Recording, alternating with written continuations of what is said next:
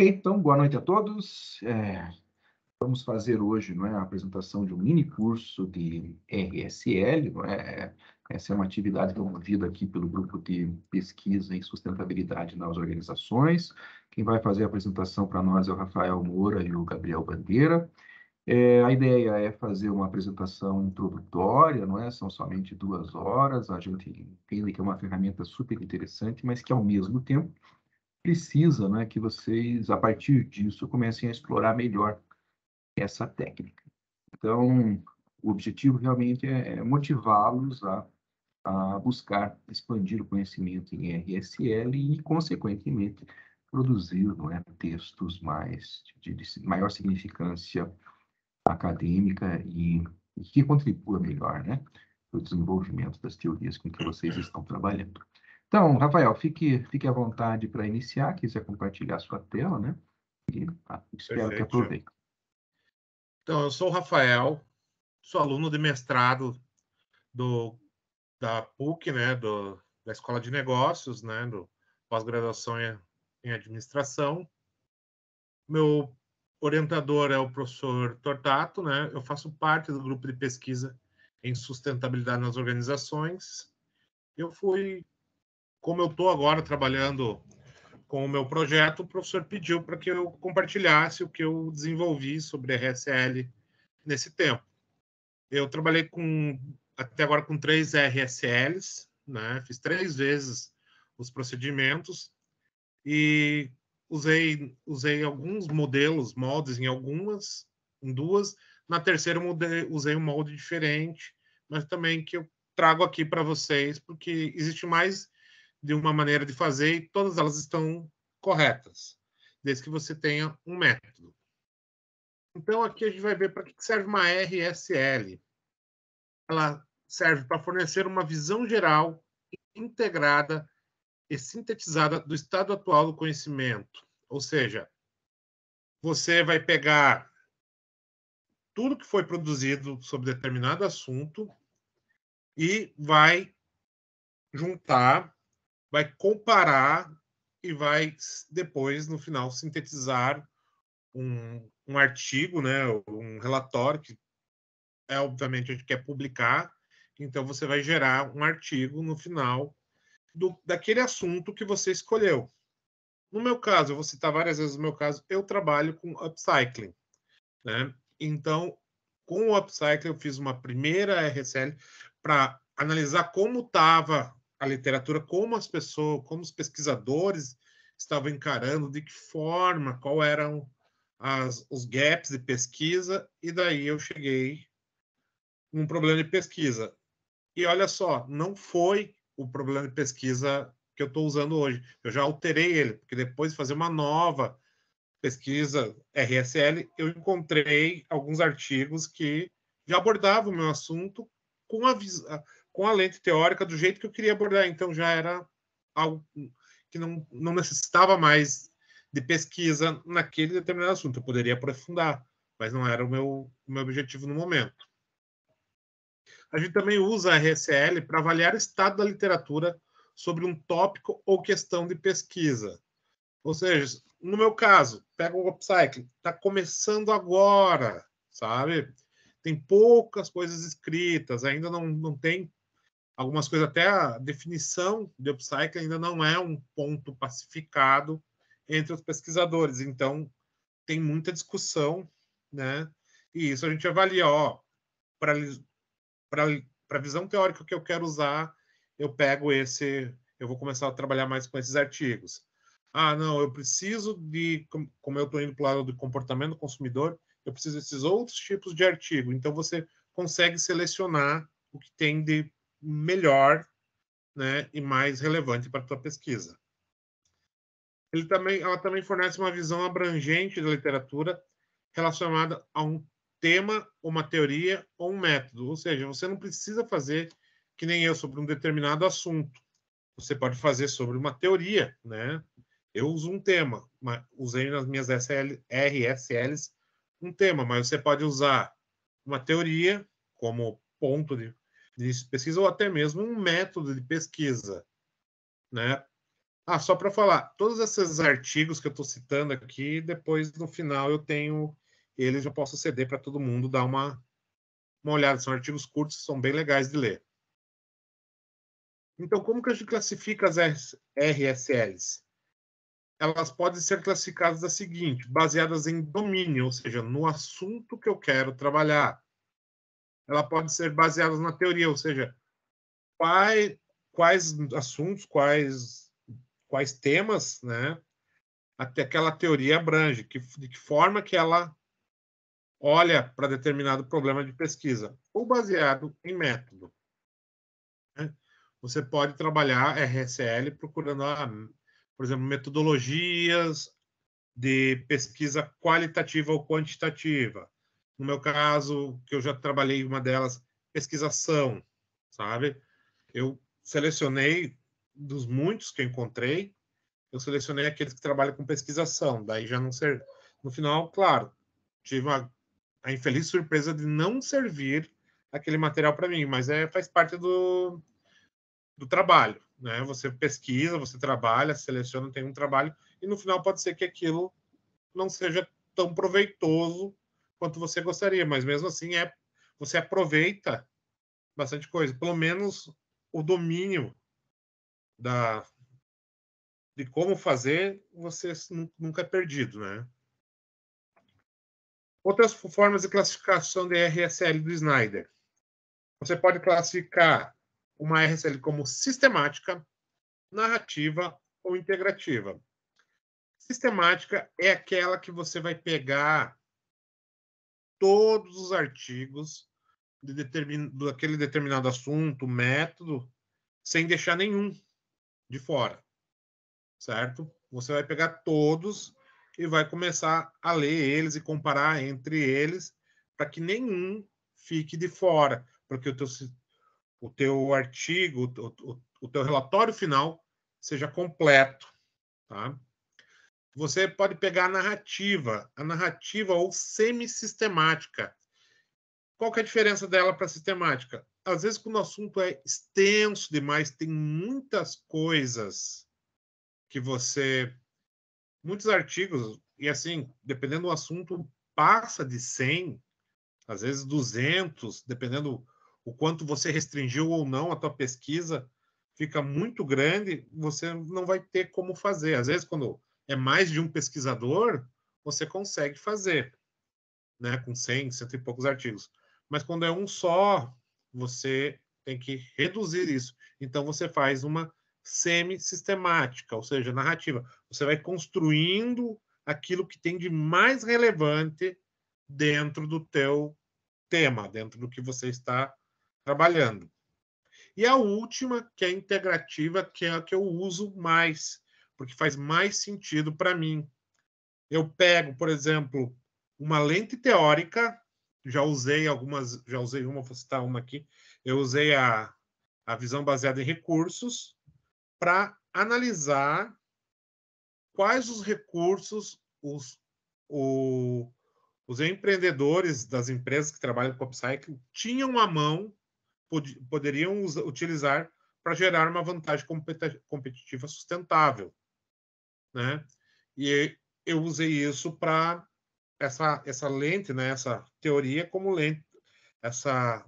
uma lente teórica para pensar os principais artigos sobre cycling que falavam sobre recursos. Então, não tem uma única forma de fazer. Tem aquela que faz mais sentido para você e aquela que se adequa melhor à tua necessidade no momento. Nessa integrativa, por exemplo, eu já usei algumas trabalhando sobre legitimidade nas organizações. Então, eu peguei a sustentabilidade, né, os conflitos que geram entre as demandas de sustentabilidade e outras demandas empresariais, utilizei uma lente teórica de institucionalidade, né, do artigo da Paty Santos, né, e fiz a pesquisa sobre quais eram os conflitos e como as empresas e as pessoas gerenciavam esses conflitos. Agora nós vamos ver como projetar uma RSL. né, você vai ter que ter alguns passos, né, como se fosse uma receita de bolo. Você teria que conceber a revisão, né, projetar ela, ver como que você vai proceder, né, conduzir ela efetivamente, né, fazer os passos que você determinou no item 1, né, o que você idealizou no item 1, você vai conduzir no item 2, analisar os resultados da tua RSL no final e, por fim, redigir a tua revisão, que não adianta fazer todos os passos no final você não gerar um documento, não gerar uma contribuição, algo novo e de preferência relevante. Tudo que você fez ali é de pouca serventia. Então, no final, você tem que redigir um documento, você tem que escrever algo para poder mostrar para os outros, né, divulgar para os demais pesquisadores ou interessados o que você produziu. Então, aqui a gente vai ver como conceber a revisão. Eu fiz ele bem passo a passo, né, porque às vezes você vai ter que descrever isso no teu documento final, teu passo a passo, e se ele estiver bem picadinho, bem esmiuçado, fica fácil das pessoas entenderem o que você fez e, se quiserem, até tentar replicar os teus resultados. Eu utilizo muito a do Moher, de 2010, né, os passos a passos, que é aquele método Prisma, que é bem explicado nesse artigo de 2010 do Moher. Então, ele coloca vários passos, né, para orientar você durante a tua pesquisa. O primeiro deles é você ter umas questões norteadoras. 2 ou 3 questões que você queira responder ao longo da tua pesquisa. Você tem que ter 2 questões ali para responder. No mínimo, uma é pouco, segundo a literatura. 2 é ideal, 2 ou 3 é ideal. Mais que 3, ela fica muito abrangente, daí já não é tão proveitoso. Você, depois de colocar as questões norteadoras, você vai ter que fazer a escolha das suas palavras-chave, certo? A gente vai discutir bastante isso. Esse é um ponto fundamental também, porque dependendo se você escolher as palavras-chave corretas, dependendo do conjunto de palavras-chave que você escolher, você vai ter alguns resultados que podem ser mais ou menos completos que outro conjunto de palavras-chave. E às vezes você ainda trabalha com sinônimos de palavras-chave. Por exemplo, eu uso upcycling. Upcycling é você pegar produtos em fim de vida útil e criar uma nova vida para eles, criar um novo produto que seja durável com outra finalidade. Isso a gente chama de upcycling. Já, por exemplo, na área de engenharia, upcycling é apenas você fazer uma reciclagem onde o produto final tem um valor agregado maior que o produto inicial. E usando essas palavras-chave, você vai obter muitos resultados. Então, eu tive que trabalhar além com upcycling, trabalhar com repurpose, reuso, outras palavras-chave que me dessem outros resultados e ver qual que era melhor no final. Você tem que fazer uma escolha de bases de dados correta. Né? Você tem que escolher bases de dados que tenham a ver com a tua área. No nosso caso aqui, administração, geralmente a gente pega a Web of Science ou a Scopus, né? Da Elsevier. E, por fim, a gente vai trabalhar com critérios de elegibilidade, ou seja, todo artigo que eu pegar, nem todo artigo que eu selecionar nas etapas anteriores vai fazer parte no final. E existem critérios para você incluir ou excluir um artigo. Vamos lá, questões norteadoras. São questões que ajudam a conduzir a tua revisão. 2 ou 3 questões, no máximo. Eu trabalho sempre, isso é preferência pessoal, eu trabalho com 2. Eu já tentei trabalhar com 3, me perdi. Uma é muito pouco, 2 para mim é ideal. Mas isso é questão de cada um. Se você consegue ser mais organizado que eu, o que é uma coisa bem fácil, ser mais organizado que eu, você vai conseguir conduzir com 3 questões. Ao final dessa revisão, as perguntas devem ser plenamente respondidas. não com uma resposta final fechada, mas assim, como um pontamento, uma próxima, um gap de pesquisa, como indicações para novas linhas de pesquisa, você tem que dar uma resposta às suas perguntas. Ó, a literatura que eu vi agora está apontando para esse caminho, então seria bom a gente seguir esse caminho, tá ok?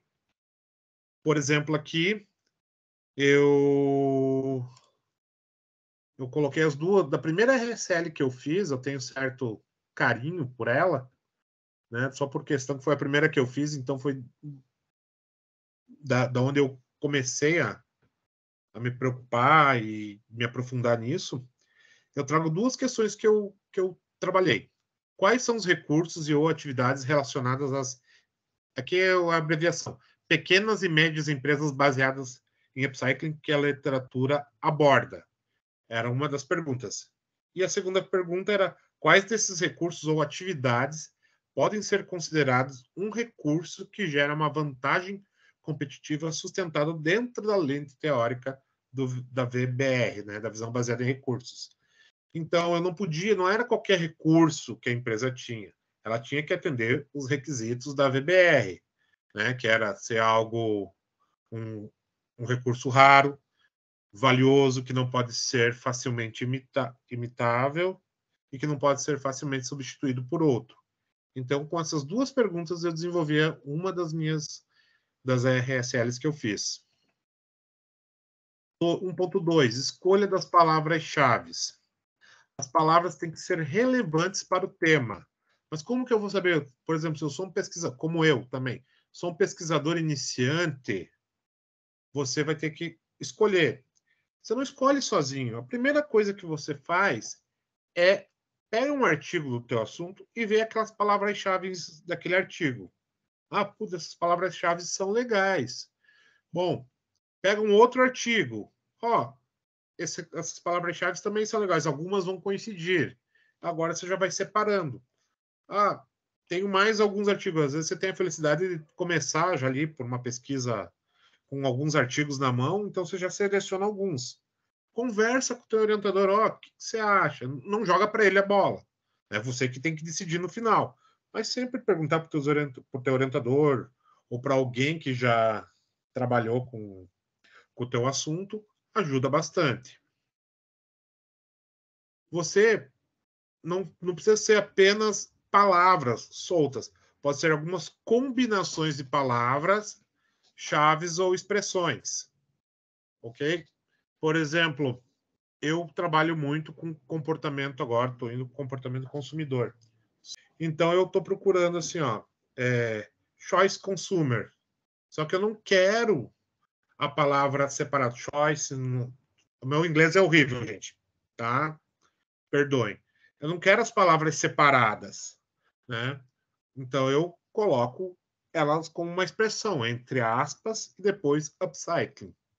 Né? Foi uma das últimas vezes que eu trabalhei, foi uma das últimas pesquisas que eu fiz, assim, ainda estou desenvolvendo essa última, né? E assim, gerou 3 resultados, ficou horrível. Né? Daí eu falei, putz, como que eu posso melhorar? Daí eu, vendo as palavras-chave, eu pensei, não tem muita literatura sobre upcycling e consumidor, mas tem muito sobre produtos verdes e consumidor. E eu posso adaptar isso para o upcycling. Então, eu comecei novamente, usei lá Choice Consumer e produtos verdes. A minha pesquisa subiu de 3 artigos para 390 e alguma, quase 400. Ótimo. Vou usar todos? Não, mas já é um começo. Já é algo que você já pode trabalhar. Ali você já começa a selecionar alguma coisa. É claro que às vezes você não consegue selecionar de começo, né? Às vezes é bom você brincar com várias combinações diferentes, né? Pega um dia que você esteja livre, começa a combinar e vê os resultados, dá uma olhada na lista de artigos que vem nas bases de dados. A gente vai dar uma navegada pelas bases de dados daqui a pouco, que é bem legal de você ver isso, sabe? Às vezes você coloca algo, não, isso aqui é legal, mas é genérico demais. Eu já usei palavras Eu usei uma vez upcycling somente, sem nenhuma outra palavra junto. Veio 3.000 e poucos artigos. Eu fui dar uma olhada, era quase tudo engenharia, não tinha nada a ver com o que eu queria, porque eles usam o upcycling de uma entonação, não, com um sentido diferente. E daí eu tive que restringir mais. Verificar sinônimos e outras denominações, no meu caso, né, repurpose é tido como sinônimo de upcycling.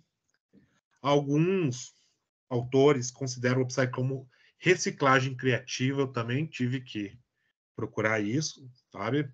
E às vezes você gera 2, 3 tabelinhas com artigos ali, dependendo das palavras-chave, depois você vai selecionando, vai trabalhando com as 2, 3 tabelinhas, vai selecionando.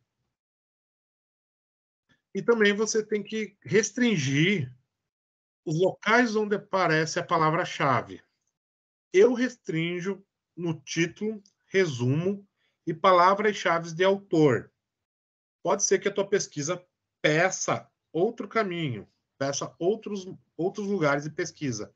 Eu restringo esses 3, porque se você deixar muito aberto, às vezes eu já peguei artigo que eu coloquei assim, upcycling. E o artigo não tinha nada a ver com upcycling, mas ele usou uma referência lá na referência, né, nas referências, onde uma das palavras de um título de um outro artigo era upcycling. Ele puxou aquilo. Totalmente inútil. Né? Ou às vezes está no meio do texto que ele usa as tuas palavras-chave para contextualizar uma outra situação e não ajuda. Então eu aconselho sempre título, resumo e palavras-chave de autor. Ah, mas pode ser que o assunto esteja lá o artigo. Bom, se ele não está usando a tua palavra-chave no resumo, no título ou nas palavras-chave de autor, é muito provável que você vai aproveitar muito pouca coisa ou nada daquele artigo. Mas isso é algo que você vai desenvolver ao longo do tempo. Às vezes você vai começar a tua pesquisa e vê que você selecionar no corpo do texto te ajuda, não pense 2 vezes. Selecione a... Desculpa, gente, meu filho é criança, ele... Me perdoem. Então, o que eu estava falando, se você acha que o teu tem... Procurar no corpo, a palavra-chave aparecer no corpo do texto, vai lá e se abrace. Né? O máximo que você pode acontecer é você trabalhar um pouquinho mais. Aqui eu coloquei, ó, vocês verem o modelo de um artigo, né, onde aparece o título. Quem já é familiarizado com o artigo, quem não está começando agora, isso daqui é a coisa mais simples do mundo. É óbvio, a pessoa nem para pensar, né, isso daqui. Mas para quem está começando é bom mostrar onde está o título, onde fica o resumo, sempre no começo do texto, do artigo, né? E as palavras-chave, geralmente no rodapé da primeira página, ou logo abaixo do resumo. Agora a gente vai fazer lá um pouco de operadores booleanos. Muito bom isso quando você trabalha com palavra-chave, porque você tem os operadores, né? Você pode usar os operadores. Eu vou demonstrar isso depois um pouquinho. Os operadores que te ajudam a procurar os melhores artigos, né? Você pode dizer o AND, que é o E, né? Quando você tem um termo 1 e um termo 2, e você quer que os dois apareçam juntos, né? Por exemplo, eu queria escolhas do consumidor, né? E produtos verdes. Então, se eu colocasse Choice Consumer e Green Product, né? E aparecer, vem muito artigo, assim. Brincando, a última vez que eu fiz isso sem colocar um operador booleano, veio 5.000 artigos, porque todo artigo que aparecer choice ou consumer, vem.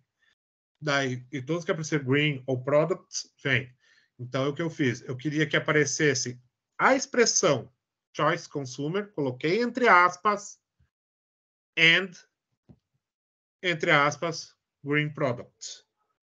Isso eu coloquei para colocar no título, daí eu coloquei lá na base de dados and, ou aparecer esse termo no resumo and, ou nas palavras-chave. Quando você usa esse operador AND, ele vai pegar tudo junto. Se você colocar lá nas linhas da base de dados AND título, AND resumo, AND palavras-chave, só vai aparecer aqueles artigos que têm o teu termo nos três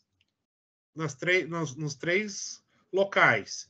Se você utiliza... Não, para mim tanto faz eu ter essa expressão no título, ou no resumo, ou nas palavras-chave, você usa o outro operador, que é o OR. Ou um ou outro. Né?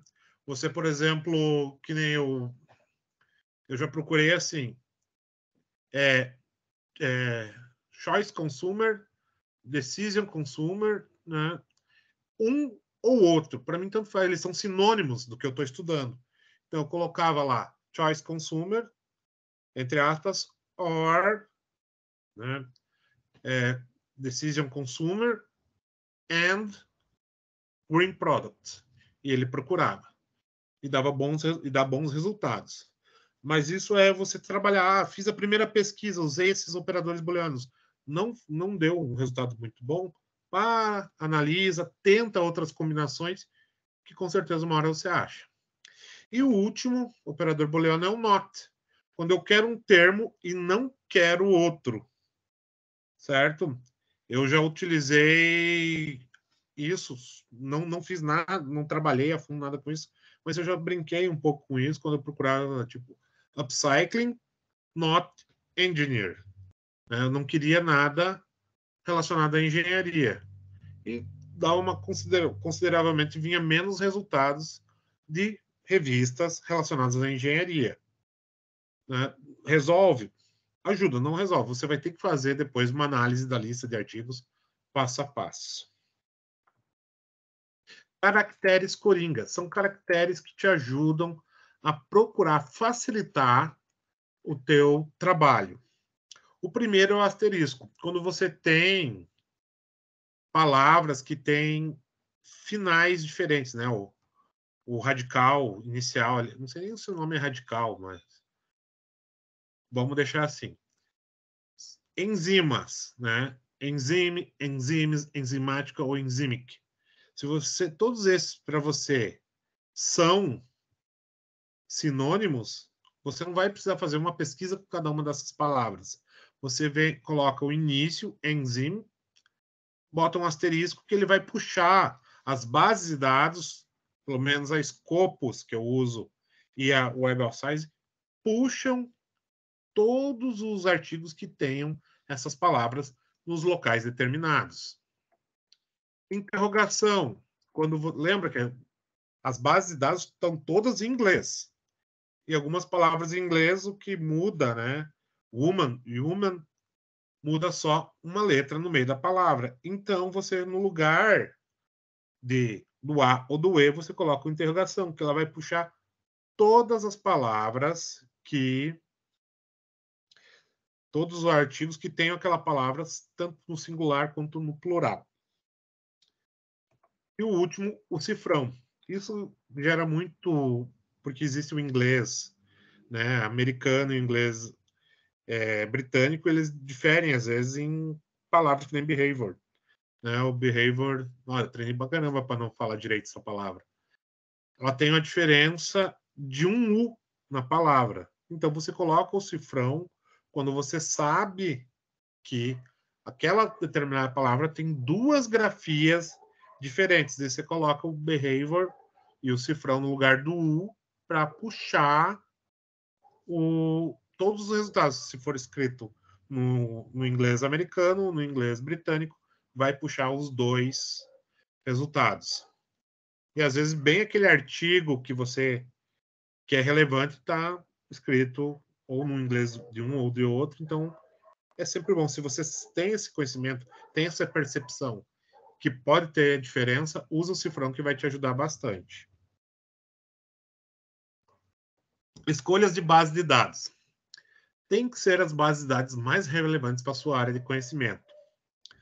No nosso caso, todos os artigos que eu já li até hoje, né, de área de administração, marketing, sustentabilidade, todos trabalham ou com a Scopus ou com a Web of Science. Algumas com os dois. Eu geralmente gosto de procurar nas duas. É bom? Dá mais trabalho, mas muito mais. Mas às vezes você evita ali depois, se você for apresentar isso, alguém confrontar. Por que você não usou essa? Ah, eu já uso as duas, tenho um trabalho a mais inicial, mas sempre tive resultados que não aparecem numa e aparecem na outra, e sempre foi algo muito proveitoso.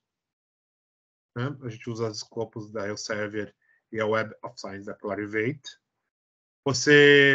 Quem faz RCL de medicina, eu tenho uma irmã que mexe com a área da saúde, ela usa outra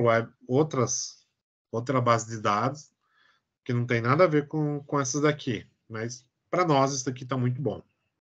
Eu trouxe aqui só para vocês derem uma olhada como que é a base de dados da Scopus, né? Como que é a carinha dela. Né? A gente vai entrar agora, dar uma olhadinha ali, e da Web of Science. Eu vou sair agora da apresentação para dar uma navegada com vocês, só para vocês verem como que entra. Então, vamos lá. Para quem está começando agora, digita periódicos CAPES. Primeiro link. Você está aqui. Você vai vir aqui, ó, acesso CAF, que é o acesso remoto.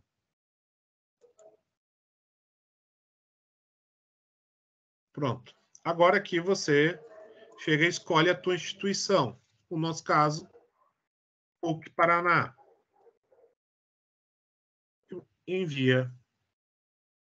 Vai pedir o teu login e senha. É o mesmo login que você usa no site da PUC, é o login que você usa para conectar no Wi-Fi da PUC, é a mesma senha, tudo.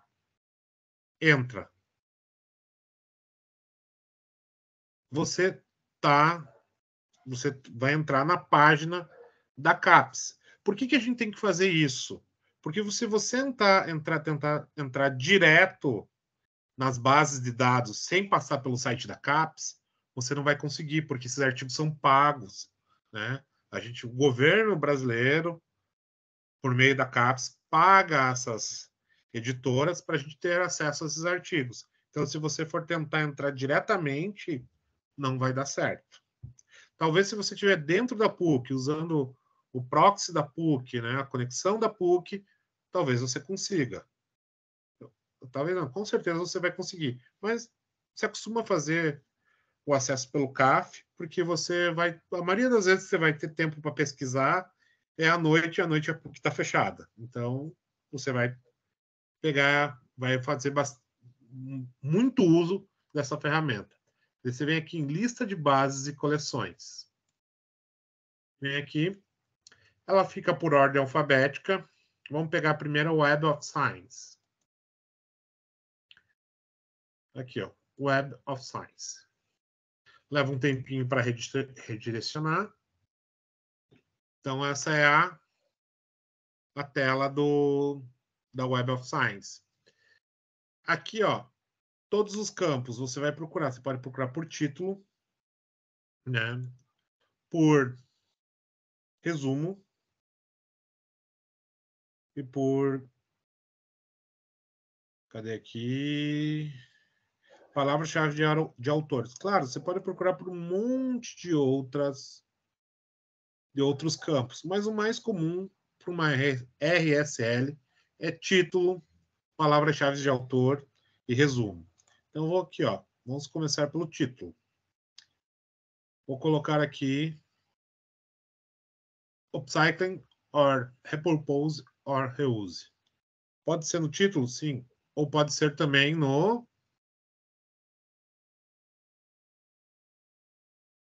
nas palavras-chave de autor. Mesma coisa. Ou, aqui eu estou colocando, desculpa, aqui eu coloquei and ou, né?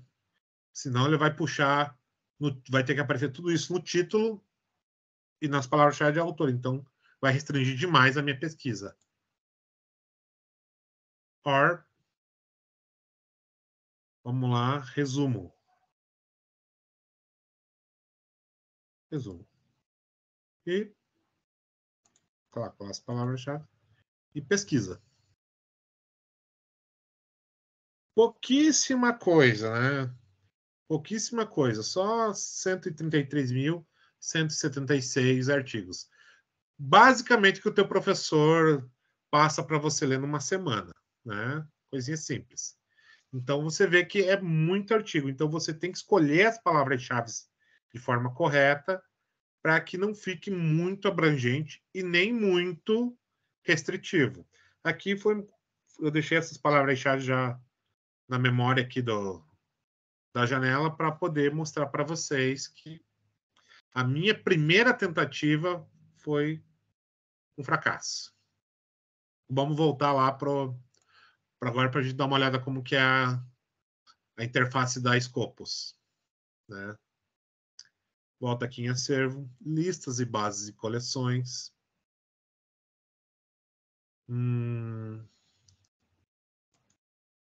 Scopus.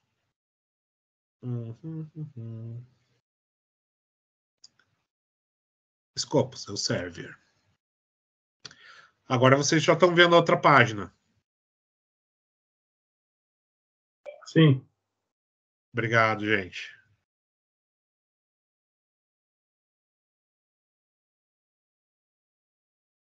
Mesma coisa, ó. Você vai selecionar aqui, ó, artigos, título, abstracts e keywords. Eu prefiro começar por sempre separar. Aqui tem a opção de você puxar tudo junto, mas eu sempre acho que vai vir falhado, então eu, por paranoia minha, eu sempre coloco eles separado, né?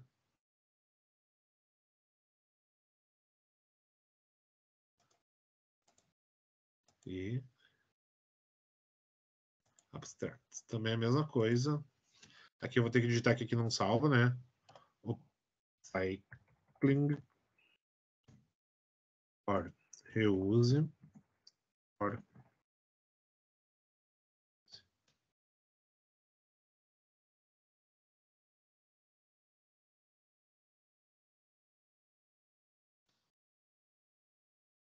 feito já isso. Ó, dá uma leve diferença no número. Claro, aqui já foi feito para vir um número colossal de documentos, de artigos, né? Mas você já vai ver que se vocês pegarem o número que veio do Web of Science, comparar com esse, sempre tem alguma diferença. Porque as bases de dados usam algumas revistas diferentes. A maioria está nas duas, mas não é todas. Então, se o teu assunto, se você tem uma revista que você percebe que tem bastante artigo de teu interesse naquela revista, dá uma olhada se ela faz parte de uma base ou de outra. Senão você vai acabar excluindo da tua RSL uma revista importante. Aqui ainda temos alguns outros filtros, né? Para você selecionar por ano, né? Por autor, por área, né? Às vezes você trabalha com... Vem muita coisa aqui, ó, de engenharia, que eu poderia tirar todos esses artigos que não me faz diferença. Tipo de documento aqui, geralmente, vou tirar capítulo de livro, conferência, deixar só artigos mesmo. Eu clico aqui e vai eliminar todos os outros, né? E tem vários filtros aqui que você possa trabalhar. Língua também, você vê que a maioria é em inglês, alguns em outras línguas, mas isso a gente vai falar mais para frente, porque esse é de uns filtros que eu utilizo para elegibilidade de artigo. Você pode fazer por aqui ou pode fazer lá na hora que você estiver selecionando os artigos. É bem pouco comum que venha muitos artigos que não sejam no inglês. Eu trabalhando com upcycling, eu acho que eu peguei 2 em português e uns 3 ou 4 em sírio. Eu não sei se era russo ou se era outro, mas era aquelas letrinhas bem diferentes, então já excluí. E 1 ou 2 em chinês mesmo. E geralmente, quando não vem em inglês, elas caem em outro critério que eu chamo de não elegibilidade, elas são de revistas de baixo impacto. E se você quer ter a sua RSL bastante relevante, você tem que pegar artigos de revistas relevantes. Rafael, o Anderson levantou a mão aqui, eu acho que ele quer falar alguma coisa. Oi, pode falar, Anderson. Oi, na verdade é uma dúvida, Rafael. Eu acho que talvez você já tenha explicado aí, eu perdi. Quando você tem palavras compostas, por exemplo, business planning, strategic planning, tem algum macetinho, acho que de aspas, alguma coisa assim, não tem? Sim, você usa aspas. Para ele não quebrar a palavra, né? E puxar a palavra composta. Isso, ele vai puxar a expressão, né? Qual foi a expressão que você usou? Que seja planejamento estratégico. Né? Você vai usar em inglês, entre aspas, planejamento estratégico e puxar aquilo junto. Senão ele vai puxar várias coisas. E tem alguma diferença entre aspas e apóstrofe ou outros sinais, não? Olha, eu sempre só usei aspas, eu não usei outros tipos de sinais. Tá. Então eu fui daquela, tá funcionando aspas, vai aspas. Tá bom. Vocês estão vendo minha tela agora, né? Todo mundo vendo minha tela? Sim, o PowerPoint. Perfeito. Então agora a gente vai discutir os critérios de elegibilidade. Eu vou puxar, né? Você tem que ter em mente que as bases de dados são ferramentas tecnológicas que vai facilitar a tua vida de conseguir o maior número possível de artigos, mas ela não pensa, né? Ela só vai trazer aquilo que você mostrou para ela, com tais palavras-chave, segundo tais condições, quais artigos eu tenho. E você vai começar a usar alguns critérios para diminuir o número dos teus artigos, para você ter algo que é relevante. Você não diminui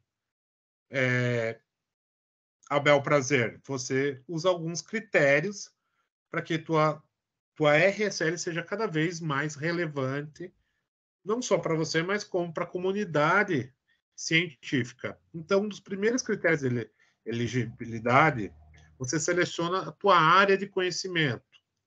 Eu, como trabalho, né, com ciências sociais, negócios, né, gerenciamento, essa primeira RSL que eu fiz, eu usei essas 5 áreas de conhecimento, né?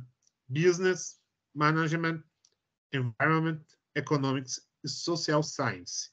Então, eu não trouxe os números, não tenho os números bem certos, mas eu lembro que a primeira pesquisa que eu fiz veio quase 4.000 artigos, 3.900 e tralalá.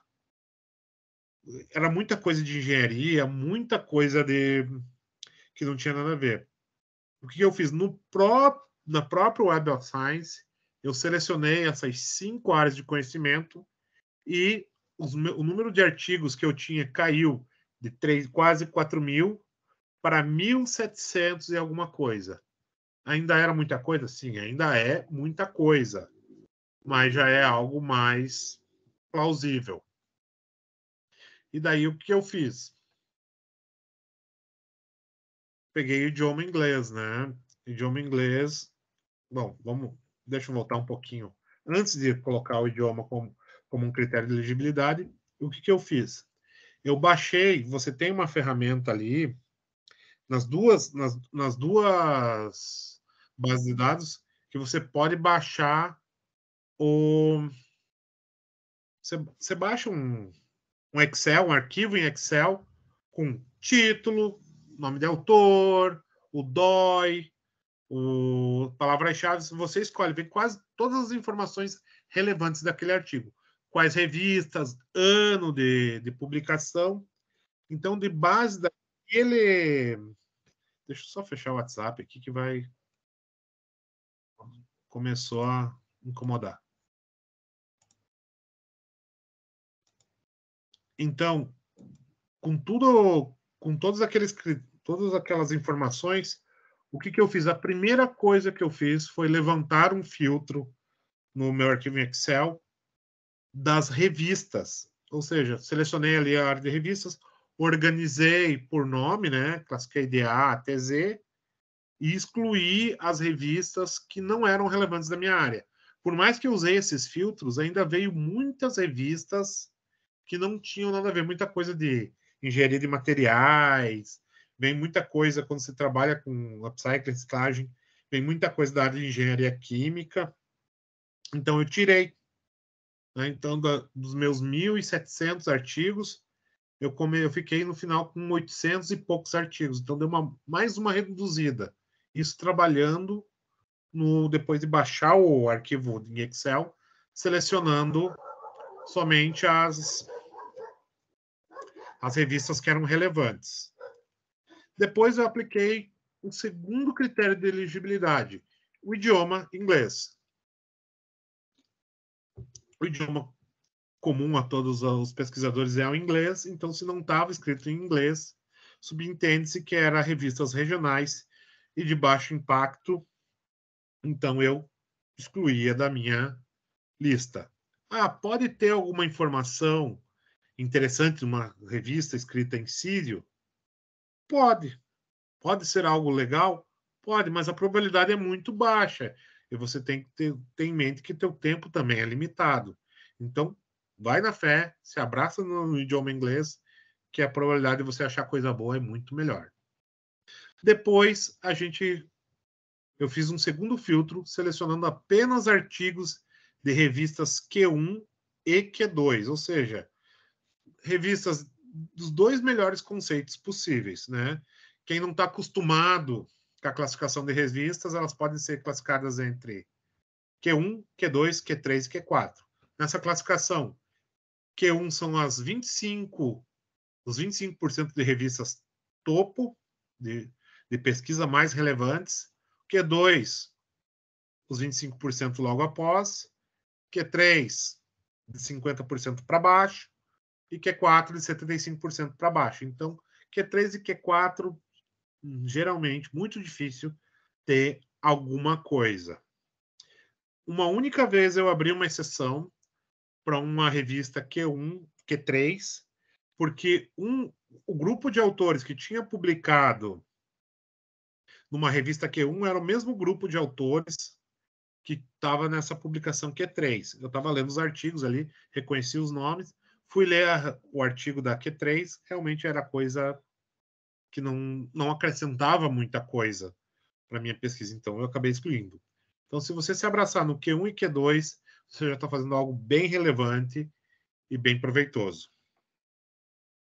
Depois, você vai ter que fazer nos critérios de elegibilidade, você vai ter que fazer uma leitura inspecional do título e do resumo. Essa leitura inspecional serve, a gente vai até discutir formas de leitura, como ler um artigo mais para frente.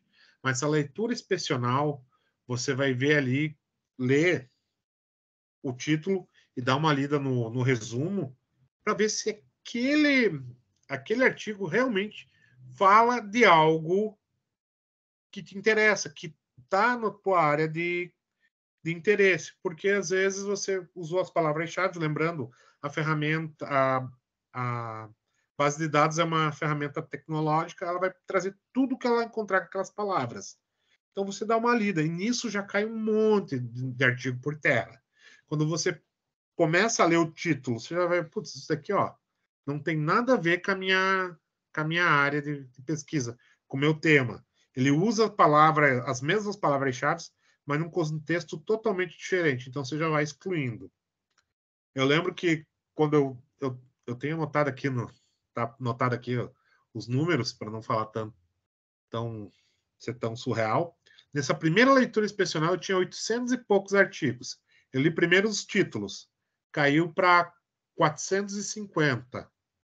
E depois, quando eu li o resumo, caiu para menos de 120 artigos. 120. Então, você já dá uma reduzida boa. E vai, claro, toda vez que você passa desses filtros, na peneira que fica ali, ficam os artigos melhores, aquilo que tem mais a ver com o que você vai pesquisar. E, por fim, a análise completa do artigo. Aqui, se você chegou até esse ponto, você vai estar com um número. Assim, não dá para cravar um número, mas algo acima de 50 e abaixo de 100. Vai ser mais ou menos o número de artigos que você tem. Em geral, nos artigos de RSL que eu fiz, que foram conduzidos por 1 ou 2 pesquisadores, você fica com esse número de artigos. Entre 50 e 100. Alguns ali, 47, alguns 110, mas é mais ou menos esse número. Eu, quando cheguei aqui na minha primeira RSL, cheguei com 120 artigos, porque eu tinha muito medo de, depois de ter feito a leitura inspecional, eu não ter identificado ali até quando eu ficava na dúvida, eu deixava o artigo. Não, eu vou ler ele inteiro. Depois que você lê 10, 12, 20 artigos, você já começa a pegar aqueles mesmos artigos que você selecionou e você relê o título e você relê o resumo e você já vê que aquilo não tem nada a ver. Né? No começo, assim, você vai selecionar muita coisa e ao longo do tempo você vai lendo, você vai pegando experiência na leitura, né? E você vai começar a descartar mais artigos. No final dessa RSL, eu terminei ela com 67. Isso porque hoje eu considero que ainda fui generoso.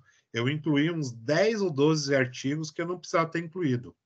No medo de não fazer algo muito completo, no medo da primeira vez que eu faço isso, não fazer algo que é bem abrangente, eu coloquei 10 ou 12 artigos que hoje eu teria excluído.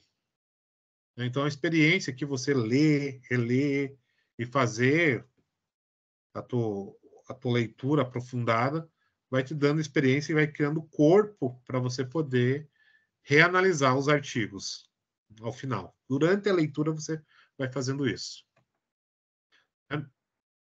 Aqui eu trouxe a cara do Journal Citation Reports da JCR, que é aonde você levanta o artigo se ele é Q1, Q2, Q3 ou Q4.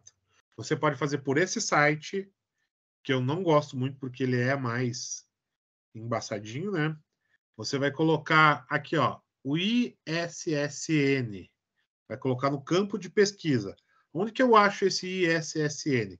Quando você baixa lá a tua base de dados, vai ter um número identificado por essas 4 letras, que é mais ou menos o código da revista, né? Mais ou menos não, é o código da revista. Então, se você jogar aqui nesse campo, você vai obter a classificação da revista. No nosso caso aqui, ó, essa revista aqui, segundo ela, é uma revista Q2. Né? Depende muito com o que você está comparando. Se você estiver comparando por outra base de dados, que a gente vai ver daqui a pouco, essa mesma revista pode ser classificada como Q1 em outra base de dados. Mas se é Q2 numa, Q1 na outra, isso não influencia muito. O ruim é quando é tipo, Q3 nas duas, daí já não é legal de usar. Mas sendo Q1, Q2, dá para usar tranquilamente. Rafael, tem mais o Luiz Gustavo agora com a mão levantada aqui. Oi, Luiz Gustavo.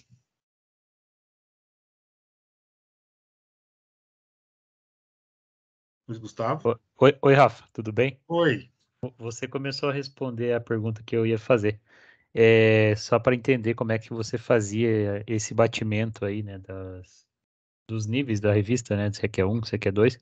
Mas na prática, então, você relaciona elas e você vai fazer um cara crachá ali para ver se ela tá enquadrada nesse ranqueamento aí, né? Ctrl C, Ctrl V. A primeira vez que você faz, você não tem muita noção de qual revista é qual. Você nunca viu essas revistas. Sim. Mas depois que você faz a primeira vez, você nem faz isso para todas. Por exemplo, você pega a Clean Cleaner Production. Ai, desculpem o inglês, gente. É uma falha minha. Você pega algumas que nem Sustainability. Você pega essas revistas, você já olha ali o nome da revista, você já sabe que o artigo que é Q1, que aquele artigo é relevante, porque a revista é muito relevante. Vai E você familiarizando ali com... já hoje eu olho, não todas, mas assim, 10, 12 revistas, você já olha, você já nem pesquisa mais, você já sabe que ela é Q1, pelo menos as Q1, né? Que ela é Q1. Daí, às vezes, você pega uma lá, Jornal de Administração de tal país. Você olha ali, você já faz a pesquisa, mas você já sabe que ela é daquele país, é um país que é pequeno, é um país que não é tão desenvolvido. Então você já faz a pesquisa, mas você já sabe que aquela revista vai ser Q2, vai ser Q3, Q4, sabe? Então é a experiência. A primeira vez você vai testar uma por uma das revistas, mas mais para frente você vai começar a pegar a prática, você já pula algum desses passos. Ótimo, obrigado. O outro que você usa é o Simago. Eu prefiro usar o Simago. Eu só uso o outro da Clarivate quando esse daqui me falha. Porque ele é mais intuitivo, ele é mais fácil de você ver, certo? E você pode entrar por fora da base de dados. Porque como assim, você entrou lá na CAPES, entrou na base de dados, fez a tua pesquisa por palavra-chave, baixou o teu artigo, o teu Excel, com todos os dados de todos os artigos que você queria. Agora você vai testar para usar o da Clarivate ali, né, você tem que voltar lá, entrar pela base de dados da CAPES, fazer todo aquele processo. Esse aqui não. Você pode estar em qualquer computador, você joga simagojr.com e você faz a pesquisa sem estar logado em mais nada. Então, facilita muito. Mesma coisa. Você coloca o ISSN no campo de procura, dá um Enter, cai nessa linda página que vem grandão em verde ali, Q1. Você vê que Q2 ele vai estar em verde meio amarelado, né? Um verde mais claro. Q3 vai estar amarelo e Q4 vai estar laranja. Então é bem visual, é bem tranquilo. Eu prefiro, isso é coisa pessoal, usar o Simago. Mas é claro, se você está usando as duas bases, às vezes você joga o dado de uma revista e não aparece nada aqui. Por quê? Porque essa revista não está indexada na base de dados da Elsevier. Ela é da Clarivate. Então, daí você vai ter que usar o outro. Mas a grande maioria, assim, eu diria mais de 80%, está nas duas.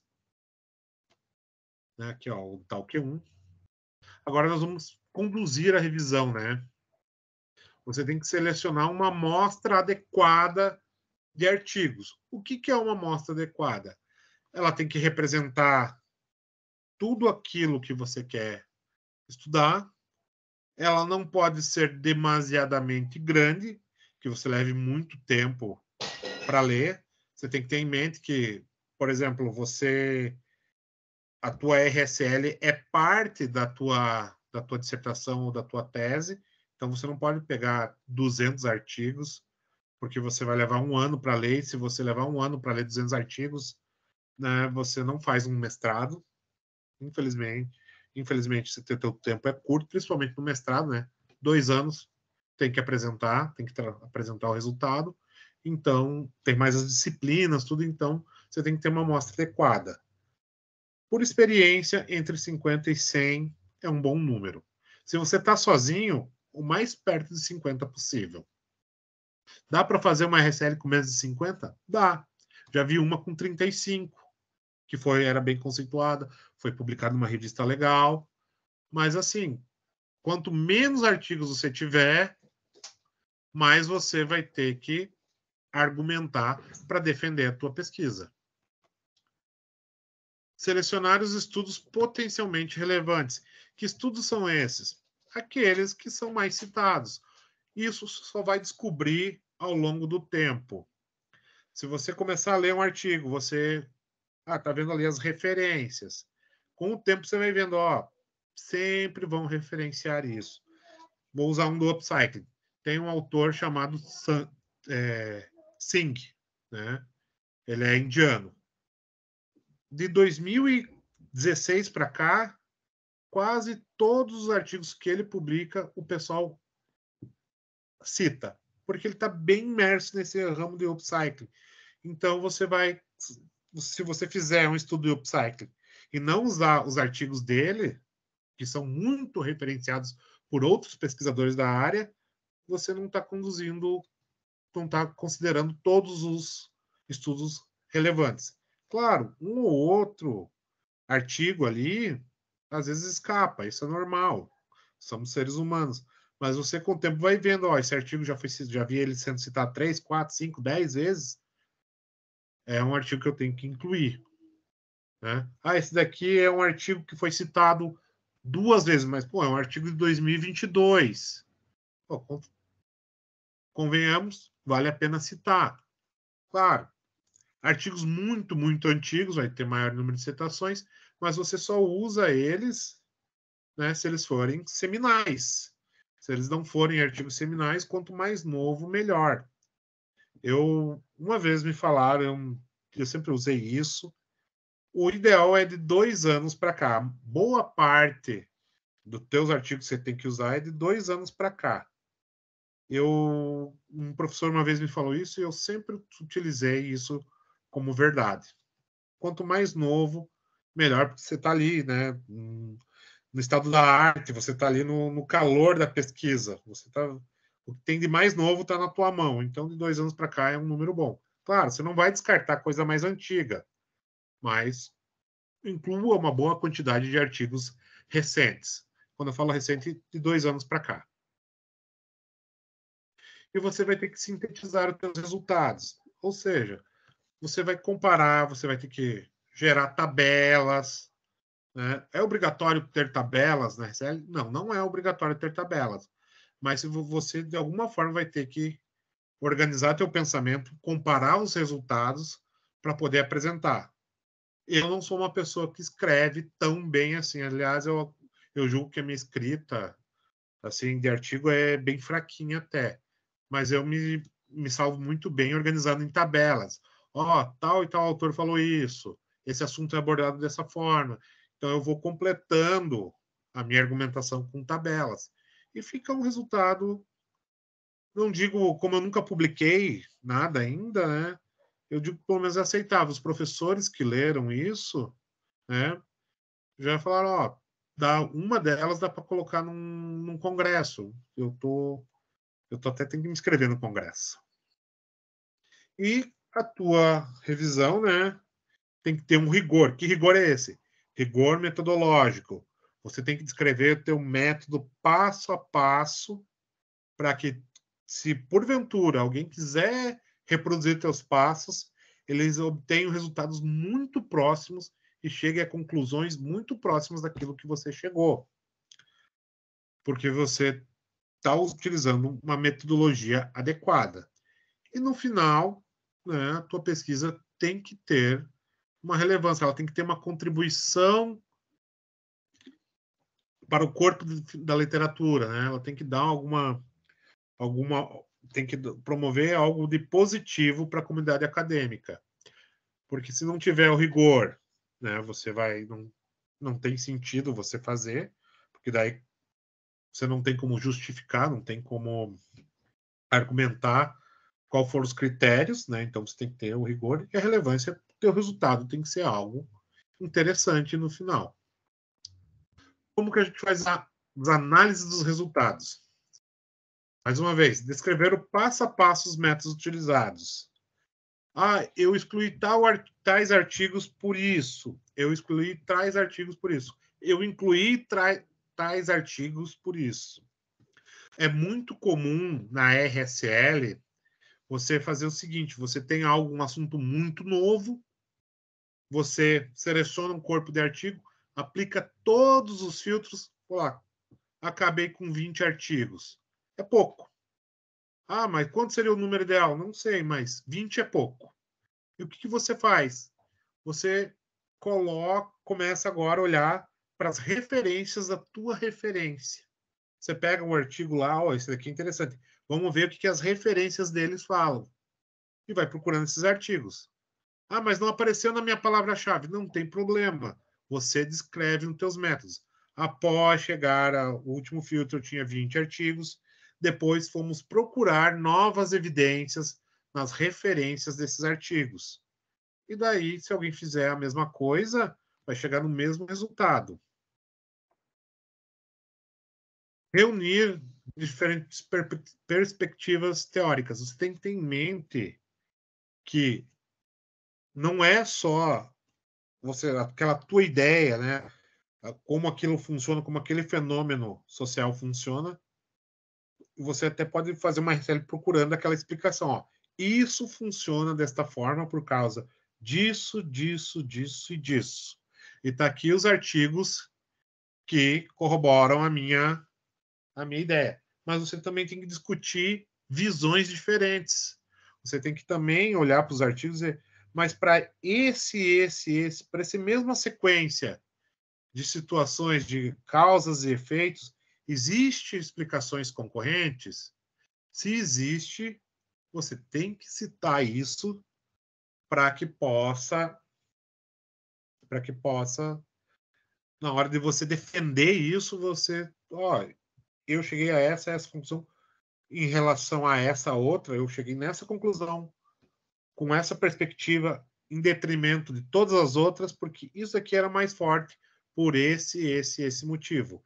Esses motivos descartavam tal hipótese, esses artigos descartavam tal hipótese, então a melhor explicação para tal fenômeno é essa, sabe? Então é o que você tem que fazer para ser defensável o teu trabalho. Uma das coisas que eu gosto, eu prefiro a integrativa, porque eu já uso a revisão sistemática integrativa, porque daí eu já tenho como base uma referência, né, uma teoria. E daí todos os artigos que eu vou olhar com o olhar daquela teoria. Então facilita muito. Mas também restringe bastante. Você tem que comparar os resultados dos artigos selecionados. Seja eles apontando para a mesma direção, ou seja eles divergindo. Quanto mais divergente, mais interessante vai ficar, porque o teu debate ali no teu documento final fica mais forte, né? Você tem divergência, você tem caminhos apontando. É claro que nem tudo vai divergir. Existem pontos pacificados na literatura, pontos que já estão pacificados, mas geralmente esses pontos que estão pacificados, eles não dão boas revisões sistemáticas, porque não dá ainda debate, não aponta mais muitas coisas de pesquisa. Então, o legal é ter artigos apontando caminhos diferentes e ser antagônicos. E, por final, nos seus resultados, você tem que encontrar gaps de pesquisa ou desenvolver novas teorias. No nosso caso, eu falo nosso, né? Pesquisador iniciante, se você encontrar 1, 2, 3 gaps de pesquisa, já é algo muito positivo. Você não vai desenvolver uma nova teoria numa RSL sendo um pesquisador iniciante. A não ser que você seja muito pró. Mas você vai encontrar gaps de pesquisa. E às vezes os teus gaps de pesquisa ainda nem são, sabe, tão importantes, mas já é um começo. Então, você tem que apontar alguma coisa ali. Um gap de pesquisa, 1, 2, eu gosto do número 2 ou 3, vai lá e aponta, e depois você vê o que dá. Às vezes você apontou uns gaps hoje, isso é muito bom, vou tentar publicar. Nessa tentativa de publicação, você pode ver que daqueles 3 gaps que você colocou, 2 já foram publicados os artigos, então você sobrou com um. Mas mesmo assim, você fez uma contribuição positiva para a literatura acadêmica. Como redigir uma revisão? Você tem que resumir os principais resultados, né? Isso é um consenso entre vários autores. Como que eu vou resumir? Na forma de texto, né? Você vai, durante a discussão ali, você vai colocar, ó, tal autor fala isso, mas tal autor fala aquilo, esse daqui olha para uma outra lente e apoia tal argumento de tal autor. Você pode fazer assim. Ou você pode também utilizar tabelas, né? Eu gosto muito de quadros de tabelas. Ó, quando eu fiz a minha RSL, tinha lá um dos pontos do upcycling, né, que os autores trabalham muito é como que os empreendedores têm acesso à matéria-prima. Eu colocava lá, ó, na tabelinha, matéria-prima. Ele listava todos os autores que abordaram o assunto matéria-prima. E numa terceira coluna, como eles abordaram. Ó, esse daqui, ó, o olhar dele é como adquirir matéria-prima, esse daqui é como tratar a matéria-prima, esse daqui é como mostrar para o cliente final como ele trabalha a matéria-prima e vai colocando esses pontos ali. Então, você tem um quadro que resume bem os teus resultados. Substitui a escrita ali, ó, discursiva, não, mas auxilia bastante. Interessante apresentar dados em formato de quadro também. A tua interpretação desses resultados. Isso é muito importante na hora que você estiver escrevendo a tua revisão. Você tem que interpretar os resultados de acordo com o teu olhar e apresentar essa interpretação. Você não vai resumir tudo que você encontrou e apresentar como um documento final escrito. Você vai ter que pegar e escrever aquilo que você entendeu dos artigos e apresentar isso na forma de um gap de pesquisa, né? Respondendo aquelas perguntas iniciais, né?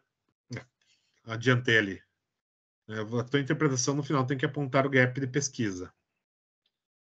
Uma dica: alguns esquemas ou fluxogramas explicando o método ou os resultados são interessantes. Eu gosto muito, claro, eu escrevo como eu fiz o método, faço um texto bonito, ó, fiz assim, depois apliquei isso, tive tal resultado, né? E vou seguindo essa linha. Mas eu coloco um fluxograma do passo a passo de como eu fiz. Porque às vezes o meu leitor, ele quer voltar lá, mas da onde ele tirou esses dados? Por que esses artigos entraram? Ele não precisa ler de volta, ele olha naquele fluxograma e ele colocou esses artigos porque esse era o filtro que ele usava. Então, ajuda bastante você colocar alguns fluxogramas explicando ou tabelas explicando o método. Alguns cuidados ao elaborar uma RCL. Claro, você tem que gerar uma contribuição valiosa para a literatura, né? Quão valiosa é isso? Você pensar que você é um pesquisador iniciante, um grãozinho de areia já ajuda bastante. Você está começando, né? Mas tem que contribuir de alguma forma. E é claro, não é só gerei esse documento aqui, entreguei. Por exemplo, todas as RSLs que eu fiz foram para trabalhos finais de disciplinas. Mas mesmo assim, eu vou tentar publicar eles em algum lugar. Seja pelo menos num congresso, uma revista. Eu fiz todas as minhas pesquisas usando revista Q1 e Q2. Mas se uma revista Q4 querer aceitar o meu artigo, e ninguém mais aceitar, eu vou publicar lá. É melhor uma publicação do Q4 do que gavetar um trabalho desses. Deve ser replicável, isto é, o método tem que ser impecável, você tem que descrever passo a passo do teu método. Isso é fundamental para qualquer tipo de pesquisa. O teu método tem que ser bem claro, para que se alguém quiser replicar, ou até na defesa, se um dia você for defender esse trabalho, alguém perguntar, por que você fez isso? Por causa que eu segui esses passos no meu método. Se eu seguir esses passos no método, você vai chegar no mesmo resultado. Rigor, isso é metodologia. Mais uma vez, você tem que ter um método bem estabelecido e tem que ser rigoroso. Se você pegar um artigo que não está na tua RSL, você tem que explicar por que você incluiu aquele artigo. Ou, se você aplicou todos os filtros e excluiu um artigo, você tem que um ou dois artigos, você tem que explicar por que você excluiu, certo? Para você se garantir que o teu método é inquestionável. Tem que ser relevante para o campo de conhecimento, claro, né? Você faz uma pesquisa e você não pode chover no molhado. Você tem que ser relevante. E agora eu trouxe, só para a gente finalizar, já está acabando a minha parte, gente. Como ler um artigo. É do Adler e Doren.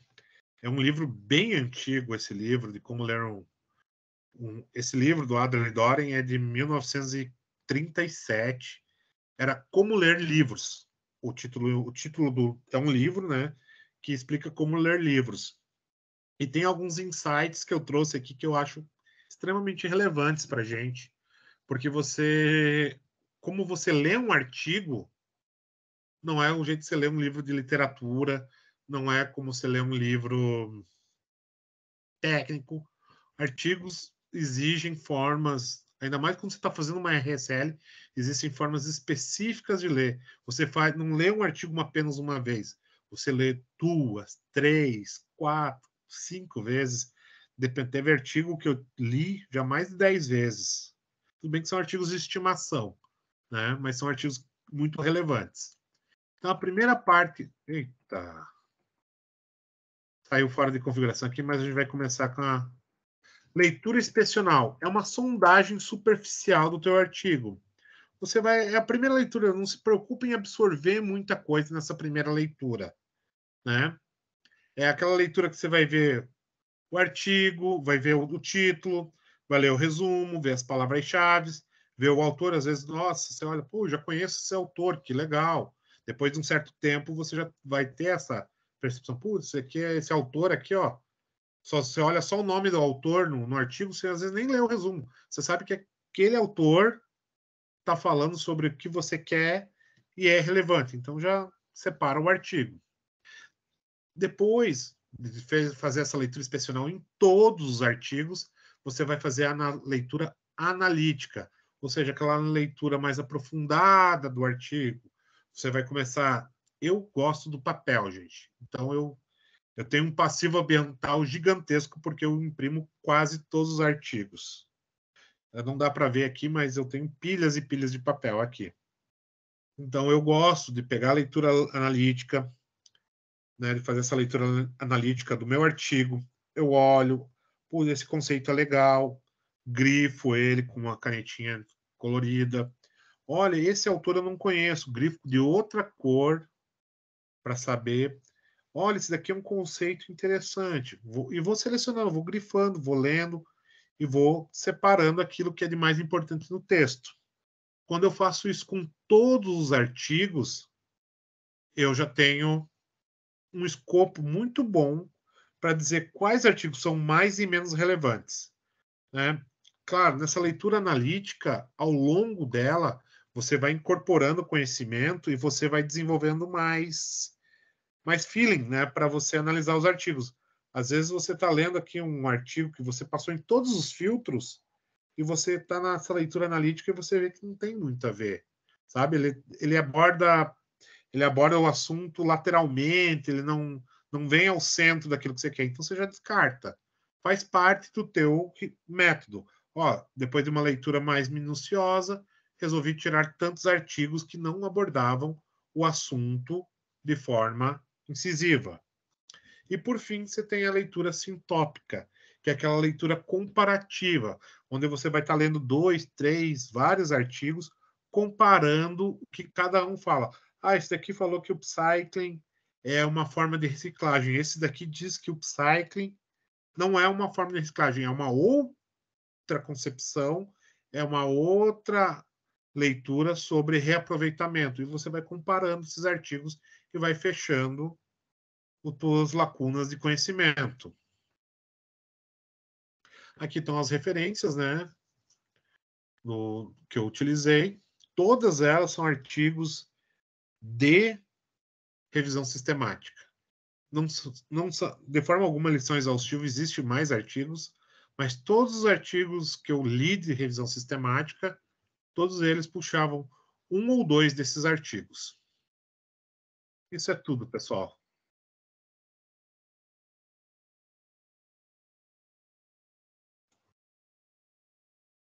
Interromper compartilhamento. Gabriel. É até engraçado falar isso, é tudo, pessoal, né? Porque foi, acho que, coisa demais até. Mas o Rafa apresentou ali um pouco mais da explicação teórica do tema. Eu vou deixar algumas perguntas ali que vocês tiverem, pessoal, para o final, só para eu conseguir fechar aqui a apresentação como um todo.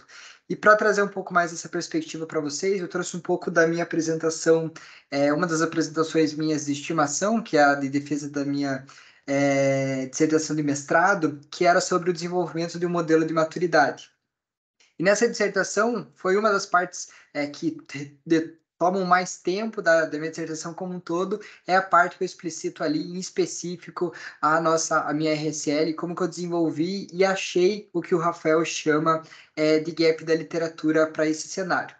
Então, aqui, basicamente, eu tinha o escopo geral da minha apresentação, que era realmente desenvolver um framework de maturidade para pequenas e médias empresas, e sob o stand geral que eu tinha, uma pergunta central de pesquisa, que era como desenvolver e avaliar a maturidade em pequenas e médias empresas para a economia circular, e 3 tópicos e 3 objetivos em específico. Primeiro, desenvolver uma RSL, então desenvolver todo esse step de revisão sistemática da literatura, para então conseguir desenvolver o meu modelo de maturidade e, por fim, conseguir avaliar a robustez desse modelo através de uma análise de painéis. Eu quero que vocês se esqueçam, basicamente, dos 3 tópicos, do segundo e do terceiro tópico, para focar um pouco mais na RSL. E por que essa fundação é tão interessante? Porque seguiu todos os princípios que o Rafael explicou muito bem até aqui de como funciona a revisão sistemática em si. Para essa fase, então, como que eu fiz a segregação? Foram basicamente esses 3 objetivos de pesquisa. Eu dividi eles em 3 fases. A primeira delas, a fase de planejamento, que é onde nós vamos estruturar a RSL. A segunda, fase de desenvolvimento, onde eu utilizei da RSL para desenvolver o framework. E uma terceira, mais de avaliação, e aqui para fazer a composição da minha dissertação em específico. Por que esse cenário é tão importante? O professor Albiratano se quisitou aqui fazer, principalmente para quem está chegando e vendo pela primeira vez a revisão sistemática da literatura, e esse é um tópico interessante para vocês verem, que a partir da revisão da literatura, ela é o começo, mas aonde vocês vão chegar no final dessa cadeia, e aqui eu vou chamar de cadeia produtiva, já que o output dessa cadeia é sim artigos ou a sua própria dissertação, é realmente essa trajetória linear que vocês têm que construir e saber ter um horizonte temporal de onde vocês querem levar a sua RSL em si. Então, no meu caso, a RSL me levaria para avaliar o modelo de maturidade que eu ia construir a partir dela também. Então, todos os meus princípios foram focados na condução da revisão sistemática. Para isso, na fase de planejamento, eu verifiquei qual que era o meu grupo focal, qual que era o meu objetivo a partir da RSL e também quais eram os critérios de sucesso para o meu modelo inteiro. Então, esse já era o difusor ali, a partir da minha RSL, do que eu gostaria de ver no futuro. E assim começava-se toda a minha trajetória dentro da RSL. Por que eu falo trajetória? Porque eu desenvolvi a minha RSL toda parametrizada por passos. Então, eu fiz 3 passos essenciais para a condução da revisão sistemática da literatura. A primeira delas, e o primeiro step da revisão, foi realmente definir quais eram os meus objetivos específicos. Então, os objetivos específicos da minha revisão, da minha dissertação, eram 3. Primeiro, fazer o entendimento, depois a construção do modelo e, por fim, avaliar a robustez do framework em si. A partir disso, eu sabia e gostaria de saber também como desenvolver a revisão a partir de alguns limitadores que eu já teria de início. Então, é importante ressaltar que, diante de todas essas falas do Rafael, que o Rafael trouxe, é super interessante uma revisão prévia, assim, de tudo que você quer saber sobre o tema, antes de realmente executar a revisão da literatura, porque você vai conseguir avaliar que tipo de barreiras você vai encontrar diante do processo de construção da sua RSL. Então, por exemplo, quais eram as primeiras barreiras que eu identifiquei lendo previamente algumas coisas sobre o tema? É que existiam muitos modelos de maturidade sobre o tema sustentabilidade, por exemplo, então eu teria que focar em algum deles. E uma segunda barreira era modelos de maturidade dedicados para sustentabilidade, que era o meu tema macro, tinham modelos de maturidade dedicados para minha revisão micro, que era, no caso, meu tema micro, que era economia circular, e ainda tinha um modelo de maturidade para avaliar, por exemplo, pequenas e médias empresas. Então, eu sabia que dentro da minha RSL, da minha revisão da literatura, eu teria que achar um formato ou uma forma para conduzir e destrinchar minha literatura a um ponto que eu conseguisse separar somente o que eu queria, que era realmente a limitação e exclusão de tudo que falava sobre coisas específicas para ver todos os modelos que utilizavam esses 3 termos em conjunto. Então, esse foi o meu passo a passo 1. Talvez um passo a passo o primeiro step que eu chamo de descoberta do tema. A partir disso, vem uma fase um pouco mais específica da RSL em si, que é o que o Rafael chamou lá de limitadores, que são realmente as barreiras que eu tenho e quais são os critérios que eu iria aplicar para selecionar esses artigos. Então, o primeiro deles, eu fiz uma seleção do ABS Ranked Journals, que eram basicamente o que o Rafa chama também de Q1, Q2. Então, eu selecionei os artigos que eram mais proeminentes e tinham mais impacto, um fator de impacto maior na literatura. Segundo, eu defini bases primárias para verificação e a Scopus como a base de dados oficial.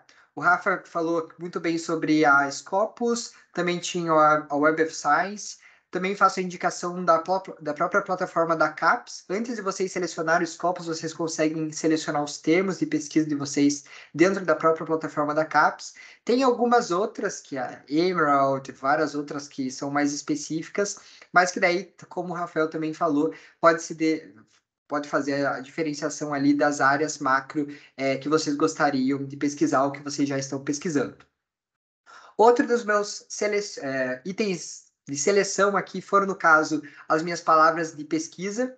Então, eu fiz a primeira seleção dos termos, então, quais eram os termos em essencial que eu gostaria de buscar, e não somente pensando no título das perguntas, mas eu fiz uma revisão um pouco mais detalhada, tanto pelo título, tanto como o abstract, tanto pelas keywords dos artigos, para verificar. No final das contas, eu achei um número X de artigos que eu vou comentar um pouco mais à frente.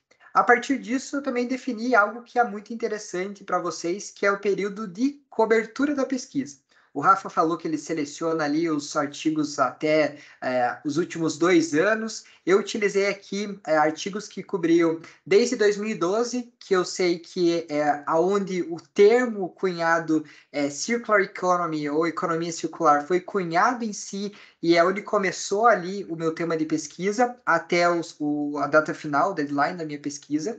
Então, por que é interessante? Apesar de vocês terem que colocar na revisão sistemática de vocês artigos que sejam proeminentes, importantes e recentes, nos últimos 5 anos, por exemplo, é necessário vocês avaliarem também onde surgiu o assunto que vocês estão comentando. Então, no momento que vocês delimitam nos últimos 10 anos, pode ser um detrator para a pesquisa de vocês ao não saberem onde a sua pesquisa se iniciou. E para quem está pesquisando, por exemplo, a evolução de um termo, por exemplo, quando que pararam de falar meio ambiente e começaram a falar sustentabilidade nas organizações, esse é um ponto que não começou há 5 anos atrás ou há 6 anos atrás. É um termo que começou a ser cunhado mais a um período de tempo, uma janela temporal maior. Falando, então, além dos critérios de seleção em si, eu adicionei aqui alguns critérios de exclusão da pesquisa. Quais eram esses critérios de exclusão? O primeiro, verificar se não tem artigos duplicados na sua pesquisa, é muito importante. O segundo, verificar se não existem pesquisas redundantes dentro do seu mesmo tema. Então, se são 2 modelos que criaram modelos muito parecidos ou falam sobre temas muito parecidos e acabam sendo de mesmos autores, por exemplo. Artigos que não eram escritos em inglês e artigos que fugiam do meu domínio de pesquisa, então eu selecionei só aqueles que estavam estritamente direcionados à administração, à engenharia de produção, talvez, que eram características do meu tema de pesquisa, que é, na verdade, sustentabilidade e economia circular. E, por fim, eu utilizei uma metodologia um tanto quanto diferente que o Rafael comentou. Vocês podem utilizar 2 bases de pesquisa, 3 bases de pesquisa. Eu fiz um pouco diferente. Na minha pesquisa, eu primeiro pesquisei todos os artigos numa base unitária, que era a Scopus aqui, então foi a minha principal base de pesquisa. E, por fim, eu utilizei uma metodologia que se chama validação dos resultados. Talvez eu tenha dado nome, mas não tenha nome, é só uma validação dos resultados mesmo, mas que é uma pesquisa independente após a pesquisa oficial que você fez, para ver se em outra base de dados existem termos ou existem artigos diferentes do que na base principal. No meu caso, eu não achei nenhum artigo diferente. Então, para mim, foi algo que eu adicionei, que deu maior robustez à minha pesquisa, mas que também não fez nenhuma adição previamente a nenhum artigo. Então, com base nesses 2 primeiros steps aqui que eu mostrei para vocês, eu já tinha um delimitador essencial de tudo que eu fiz na minha RSL. Então, de toda a construção que eu fiz, verificando as barreiras, verificando quais eram as seleções em específico, a aplicação dos critérios de exclusão e, por fim, uma validação dos dados. Então, a consolidação dessa trajetória da RSL se definiu por aqui. A partir desses tópicos que eu comento, surgem, então, os outputs da pesquisa. Como vocês vão avaliar os outputs da pesquisa de vocês, são um tema bastante estrito à pesquisa de cada um. Mas eu fiz aqui algumas sugestões de como eu modelei os meus resultados e que eu vou mostrar também. Aqui foi o modelo específico da minha RSL. Então, de tudo que o Rafa comentou ali, de todos os tópicos que ele passou muito bem ali, é assim que se torna o framework da pesquisa de vocês. Então, é assim que a cara da pesquisa da RSL é construída no final das contas. Então, fico bastante orgulhoso de mostrar. É algo que basicamente comprime a tua pesquisa inteira em uma única foto, então comprime tudo que você desenvolveu na tua pesquisa e na pesquisa estritamente que você fez nas bases de dados. Por fim, qual que é o interessante desse princípio da RSL? Tem alguns outputs e algumas formas e algumas metodologias para vocês avaliarem os resultados. Como eu fiz o meu? Eu dividi por 5 características e 5 passo a passos também essenciais. O primeiro, eu consegui fazer um report de um overview geral de tudo que está sendo desenvolvido na área de sustentabilidade e economia circular de todos os pesquisadores do mundo. Então, eu consigo fazer até um gráfico, por exemplo, de onde estão os pesquisadores proeminentes no tema. Segundo, uma análise de network, que é basicamente para verificar quais são os autores que mais influenciam o tema. A partir disso, no tópico 3, verificar, além dos autores que foram vistos no tópico 2, quais são os artigos proeminentes e que compõem a fundação do meu tema de pesquisa. Por fim, eu consegui fazer a validação de a partir desses artigos proeminentes, como eram esses artigos escritos e delimitados a partir de domínios específicos. Então, gostaria de analisar dentre esses 355 artigos que eu selecionei, como funcionam as divisões internas desses artigos? Eles falam sobre economia circular, eles falam sobre sustentabilidade, eles falam sobre modelos de maturidade, eles falam sobre 2 temas em específicos, eles só falam sobre um tema. Então, como eu construí, como que eu defini, categorizei esses artigos específicos. E, por fim, eu fiz análise dos principais artigos da pesquisa, que seria a fundação, realmente, os artigos selecionados na base. Como vocês entenderam, foi uma trajetória linear, então eu comecei com 355 artigos da minha base oficial. Algo que o Rafael comentou ali, e que eu concordo em partes, talvez, é a delimitação da quantidade de artigos que vocês podem selecionar. O objetivo da RSL é reduzir o número de artigos. Mas, por exemplo, a depender de qual modalidade de análise que vocês vão fazer, pode ser que 100 artigos seja um número suficiente, ou pode ser que 1000 artigos seja um número suficiente também. Por quê? a minha pesquisa do Rafael foi muito parecida, é muito parecida, porque a gente queria reduzir ao máximo. Mas quando a gente vai para outros artigos, por exemplo, que fazem análise de processamento de linguagem natural nos artigos, a gente precisa de um banco de dados de artigos muito grandes para conduzir a RSL no final das contas. Então, vai depender dessas delimitações. Então, a gente tem o papel aqui nesse treinamento de hoje de mostrar, talvez, quais são as principais regras ali, as regras de negócio da RSL, mas para fornecer vocês dicas para os estudos que vocês estão conduzindo oficialmente. Então, dos 355 artigos que eu selecionei, 51 deles faziam parte dos domínios que eu gostaria de analisar. Então, quais eram esses domínios? Artigos que falavam sobre diversos temas e faziam essa pluralidade de temas em artigos unitários, ou seja, eu conseguia verificar um artigo que falava sobre os 3 temas que eu gostaria de analisar: modelos de maturidade, sustentabilidade e economia circular. Artigos que falavam somente sobre a utilização e avaliação desses modelos de maturidade, e artigos que utilizavam modelos de maturidade para aplicar ou avaliar a economia circular dentro do seu contexto. Então, a partir dessa definição, então foi quase que um funil aqui dos 51 artigos, eu categorizei todos eles, e aqueles artigos que falavam sobre esses 3 pilares, que eram aderentes às 3, aqui, por exemplo, 1, 2 e 3, eles foram selecionados. Então, dos 355 artigos, eu consegui reduzir eles para 14 artigos, que foram realmente a fundação da construção do meu modelo de maturidade.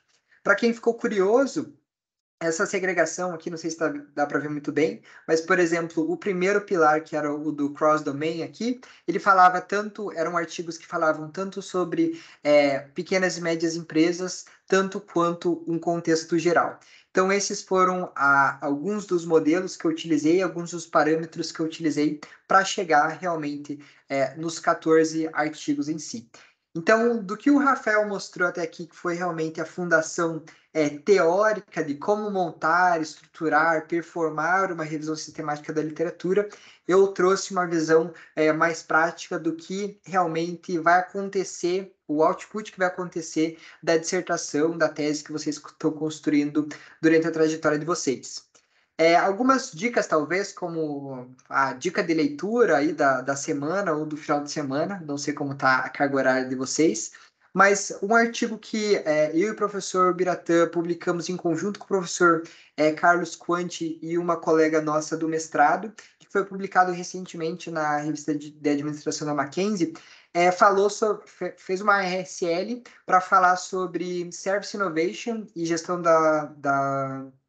do conhecimento no geral, e para verificar quais eram os pilares desse tema no mundo, para fazer uma revisão bibliométrica, ou seja, uma revisão sistemática ali que nós performamos, e encontrar avenidas ou caminhos futuros para pesquisa. Então, eu vou deixar o link desse artigo aqui para vocês, e vocês conseguem ver, a partir da RSL, que tipo de análise vocês conseguem conduzir. As principais análises que nós fizemos nesse artigo foi realmente análise para verificar os autores proeminentes, os artigos mais influentes, e quais eram os clusters e as temáticas principais do tema.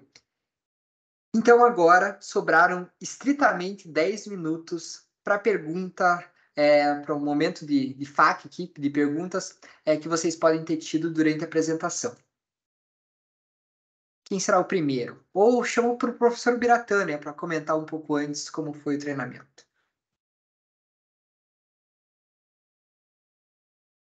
Deixar o pessoal falar primeiro, né? Depois eu faço o chamamento. Vai lá, Luiz Gustavo.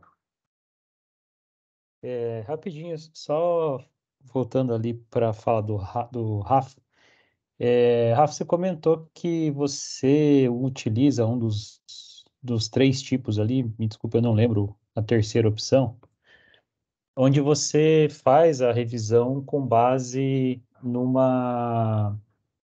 sobre uma teoria.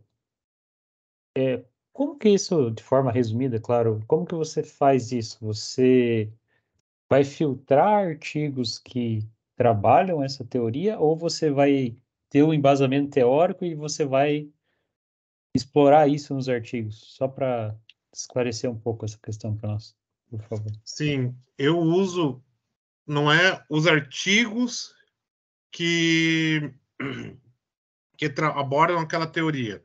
Eu uso a teoria como uma lente. Eu vou atrás dos artigos que possam ser encaixados, que tragam dados relevantes que podem ser analisados sobre aquela teoria. A grande maioria, a totalidade dos artigos que você acha fazendo uma revisão integrativa, né? Nenhum vai falar, ó, a visão baseada em recursos fala isso. Não, você usa o conhecimento, o teu conhecimento daquela teoria para analisar os artigos. Então você vai ter que ter pleno domínio daquela teoria. Certo. Daí isso na hora de escrever lá, você vai escrever isso no teu trabalho daí, né? Sim, a hora que você escreve, né? Eu estou fazendo uma revisão sistemática da literatura, procurando usando a visão baseada em recursos para escolher quais recursos realmente importam para os empreendedores das empresas de upcycling. A hora que você escreve isso, e daí assim, você tem que citar, estou usando uma revisão sistemática integrativa segundo o explicado em Palmatier. Daí, beleza. vai para frente. Beleza, obrigado. E mais alguém quer comentar?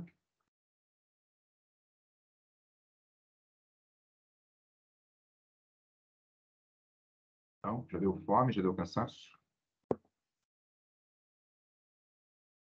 Poliana, professor. A Poliana, vai lá. Na verdade, eu queria saber se existe, qual seria a diferença entre o estudo bibliométrico, né, e a revisão sistemática da literatura. Good question. A revisão sistemática da literatura surgiu por conta de alguns modelos estritos que foram feitos durante o tempo, né? Então, por exemplo, o que eu utilizei ali foi com base em alguns autores, Meyer, Mottier, lá em 2012. A revisão bibliométrica segue um conjunto menos padronizado ali do que a revisão. Mas, no final das contas, os dois podem seguir a mesma tratativa. O que eu vejo em específico, poucos autores e poucos artigos falam que fizeram uma revisão sistemática da literatura no título do artigo.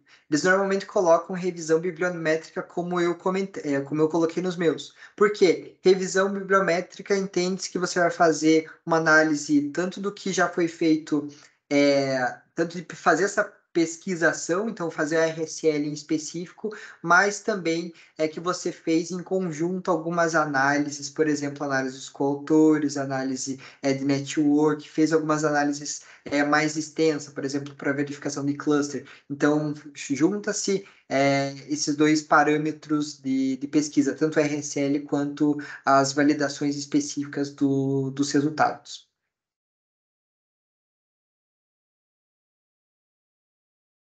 Mais alguma questão? Bom, tá bom. Então, agradeço, né, o Rafael e o Gabriel aí pela apresentação. É claro, né, é basicamente um spoiler, né, do que é a revisão de literatura. É preciso se aprofundar mais, é preciso fazer, né, que nem o Rafael está dizendo, aí está fazendo sua terceira, né, então eu tenho que fazer a quarta, tenho que fazer a quinta, até o momento em que você realmente consegue fazer isso de uma forma mecânica, né, e mais aprimorada. Sugiro, né, para aqueles que possam também fazer a disciplina, né, acho que é daqui quem está fazendo é o Anderson, né, fazer a disciplina lá na engenharia de produção, ela acontece no primeiro trimestre, né, do ano, e para poder então realmente aí, e o ideal também, claro, é fazer a disciplina já pensando no trabalho que está desenvolvendo, mas eventualmente, é claro, você vai aprender uma técnica, uma ferramenta, e você pode replicar isso no momento seguinte. Então, esse foi o objetivo. Acho que, se vocês tiverem, claro, sugestões, são bem-vindas. A gente vai fazer depois a gente vai transformar essa apresentação num vídeo, né? E vamos disponibilizar, então, esse vídeo aí para os que não puderam estar aqui presentes e que possam, então, também ter acesso. Essa eu acho que já é a segunda edição, né, que a gente está fazendo dessa RSL, provavelmente ano que vem vamos ter a terceira, e assim a gente vai aprimorando. Lembro também, né, que você precisa de ferramentas auxiliares, né, na RSL, e uma delas, a mais conhecida, é o Mendeley, né, que é para você, então, conseguir agrupar todas essa literatura que você acabou juntando de uma forma mais organizada. Dentro do grupo de pesquisa em sustentabilidade nas organizações, nós temos, inclusive, um vídeo, né, que já mostra como é que você usa o Mendeley, e vamos aí trabalhar para... Tem um concorrente agora, no total do Zotero, vamos trabalhar também para ver se produzimos alguma coisa com relação ao Zotero também. Agradeço, então, a presença de todos que estiveram aqui conosco essa noite. Espero que a nossa atividade tenha contribuído aí para a formação de vocês. E aguardem aí as próximas novidades, né, que com certeza teremos. Boa noite a todos e nos vemos numa próxima oportunidade. Obrigado, pessoal. Valeu. Boa noite. Obrigada, Gestão. Obrigado. Boa noite. Boa noite, obrigada.